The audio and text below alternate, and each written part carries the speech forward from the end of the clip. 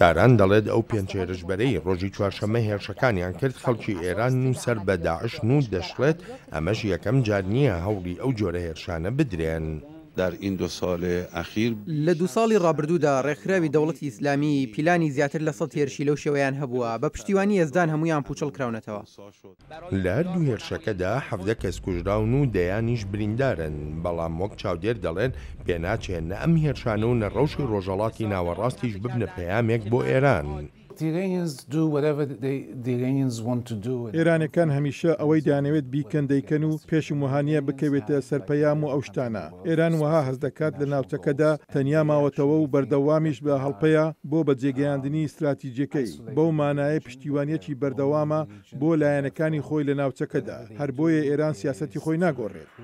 ئەگەرچی ڕوانینەکەی سەبارەت بەوەی دەشێت لە ئێراندا فشارێک بێتە ئاراوە بۆ سەر ڕژێمەکەی وەک بەرەنجامێکی و هێرشانە، بەڵام کەمیش نین ئەوانەی لەو بڕوایەدان فشاری ناوخۆیی کاریگەرترە لە هێرشە تێرۆریستیەکان.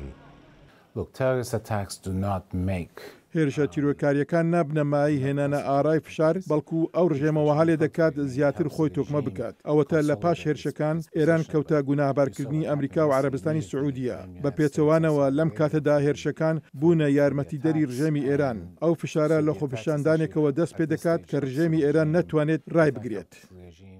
هەروەک دەگوترێت ئێران بایەخێکی ئەوتۆ بۆ هێرشانە نادا، چونکە هێشتاش وەک هەڕەشە و مەترسی بۆ سەر ئاسایشی نیشتیمانی ئێران لێی ناڕوانێت.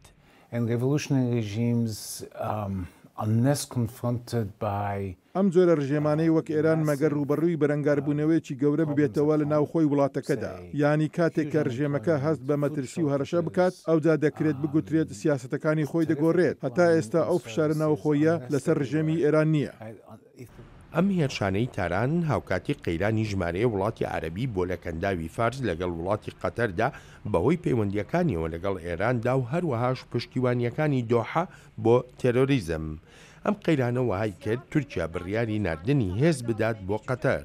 ئەم هەڵوێستەی تورکیا لای شیکەرەوە یان هەڵەیە یانیش تەنها نمایشتێکە و هیچی تر. ئەگەر تورکیا پاڵ بداتە هەر لایەکی ئەم قەیرانە ئەوە کێشەیەکی گەورە دەبێت بۆی، چونکە قەتەر پشتیوانی دارایی تورکیا دەکات و هەروەها لە دۆسێ سیاسیەکانی وەک سووریا و مسریشدا. خۆ ئەگەر پشتیوانی قەتەریش بکات ئەوە بێگومان عەرەبستانی سعودیە و وڵاتانی تری کەنداوی لەدەست دەچێت.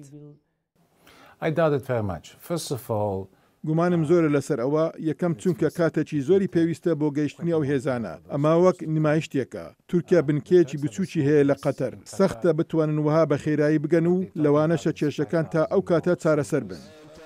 ئەم ڕۆژهێنی لە تاران مەڕاستیمی بە خاکسپاردنی قوربانیەکانی ئەو دوو هێرشە بەڕێوە چوو بە ئامادەبوونی گەورە کاربەدەستانی وڵاتەکە. لەم مەڕاستیمەدا سەرۆکی مەجلیسی شورا دەڵێت ئێران شەڕی دوو داعش دەکا، یەکێکیان ناوچەیی و ئەوی تریشیان نێونەتەوەیی ناوچەیەکە وەک ئاماژەیەک بە عەرەبستانی سعودیە.